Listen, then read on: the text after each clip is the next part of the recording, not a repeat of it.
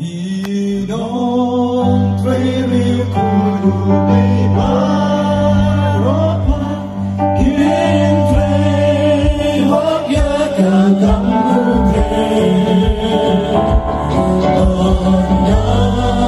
uống thoái cả bình so ôn xa loạn bước khó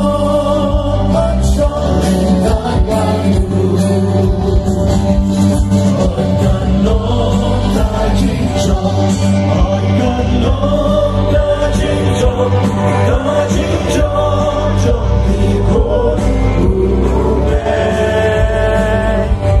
ơn cần nó ta chính trọng ơn cần nó ta chính trọng trong khi khốn u mê.